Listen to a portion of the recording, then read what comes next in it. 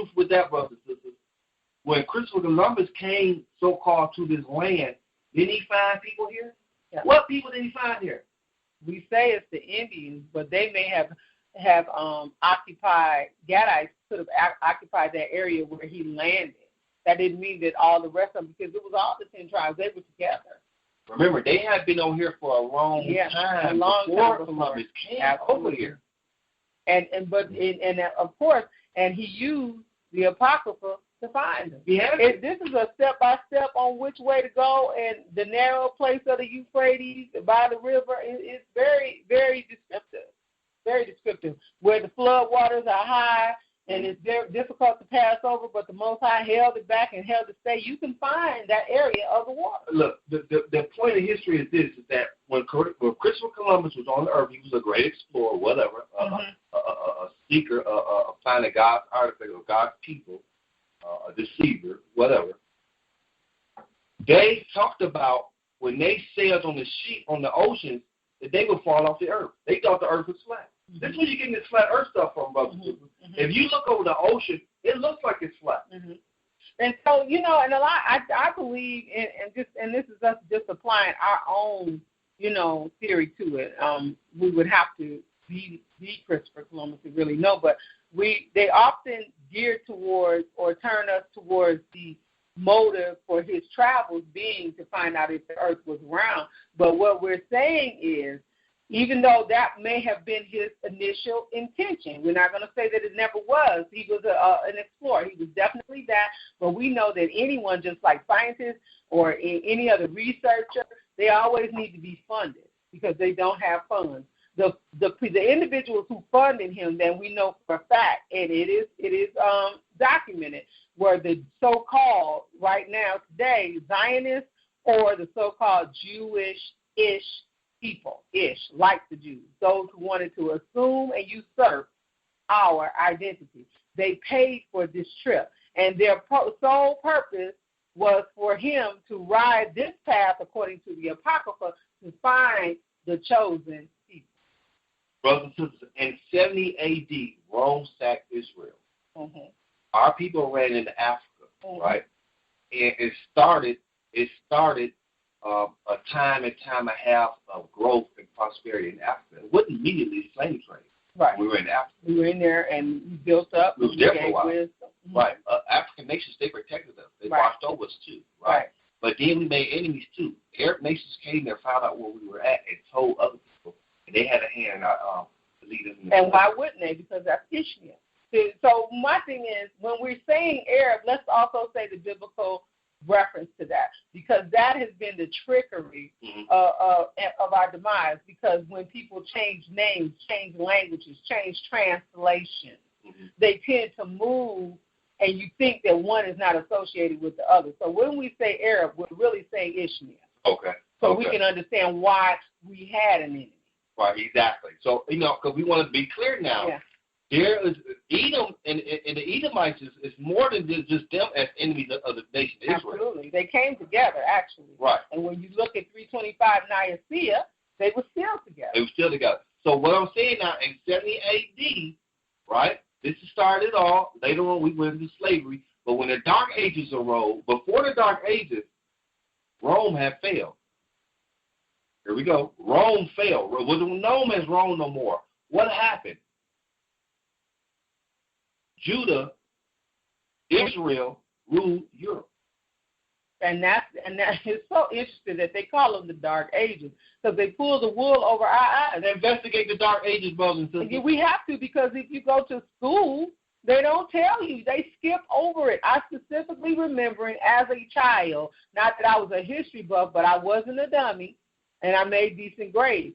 And I remember going over year after year. When we go back to school, they kind of repeat what you learned last year, and you keep going over. I specifically remember the Dark Ages were never, ever, ever talked about. Now I understand why. Look at the Dark Ages, what you may consider the colonial period times or whatever. Look at the Dark Ages.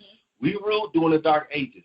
Prophetess, what does Renaissance mean? After the Dark Ages, there was a period of time called a Renaissance. All I know is it was said the history books in school would say they were referenced before the Dark Ages when Rome ruled. And then they would say, then we had the Dark Ages. They would give a date. It would be a comma. And then the next thing, it would say the Renaissance period. And Renaissance means new birth. In the Dark Ages, there was no Rome. Rome failed. They had to rebirth themselves. Yeah. That's when in the Renaissance, they came back out as what? The Jewish people? Yeah. They came, yeah. The new birth. The new birth. The Renaissance means new birth. But isn't it interesting? The Dark Ages was never, ever expounded on. So when I say they didn't mention it, I don't mean that it was not written in the history books, but I'm telling you the detail that they gave all the other periods was negated when we talk about the Dark Ages. We talk about that. So, brothers, we want to bring that history out. It's so much. Our people is so rich. Our history is so rich, it's ridiculous. And the prophet is right. They're not going to teach you this in the seminaries and the theologian school. They're not going to tell you the real thing. They're not going to tell you that the whole Bible is about Israel. That's right. That's right. And that Israel the Most High can put his finger on Israel today. And actually, he is placing his finger on Israel today because he is doing Jeremiah 31:33. He is waking them up himself. He's waking us up himself. You cannot supersede or override what the Most High has written. The word will not return void. He is waking us up himself. Well, let's bring that scripture out, and then we go get ready to go into the testament of Jeremiah. Jeremiah 31:33. Jeremiah chapter 31, verse 33. Mm-hmm.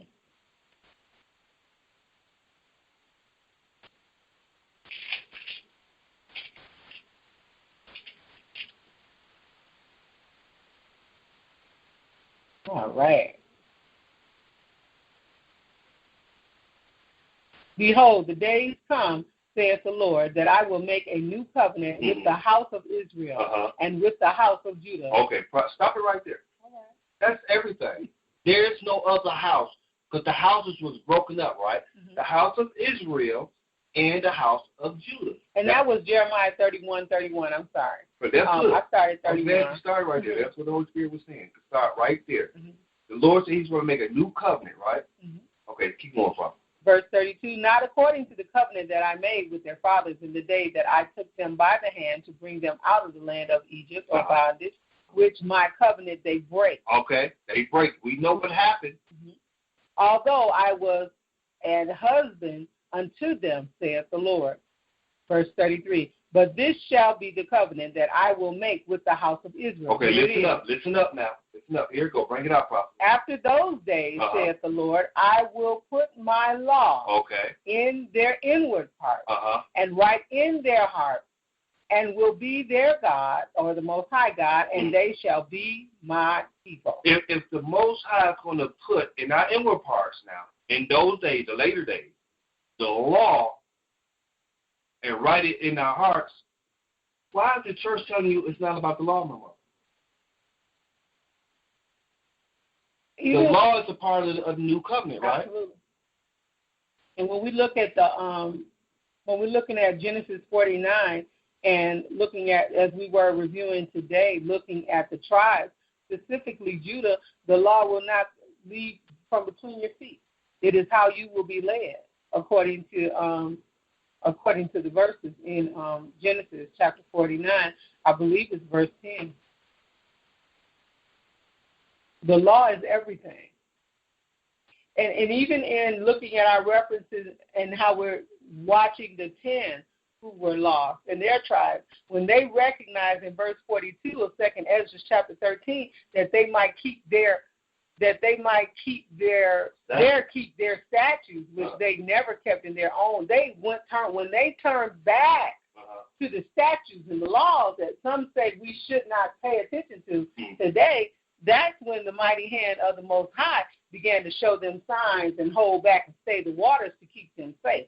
Come on, it's a pattern here. It's a pattern. It's always going to be one. Absolutely. Remember, they knew not Christ. That's right. They didn't know Christ. Mm-hmm.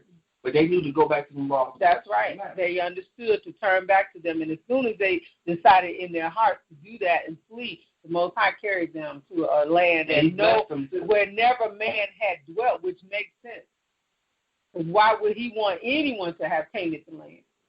Brothers and sisters, there's testimonies of Gad giving testimony about fighting giants in the land when they got here. Things happening over here before Christopher Columbus and the so-called white man ever discovered this land. There's testimony. There is burial ground information, Hebrew information in the burial ground of Ephraim and Issachar in the earth over here. How can that be? Because they're from the tribe. What are you talking about? Well, in Ohio, remember now, the 10 tribes left Assyria, right? They left Assyria, right? Over here in these states where those 10 tribes are on their land, their rich land, there's Assyrian artifacts on their land. How can that be? Because they are from the 10 tribes.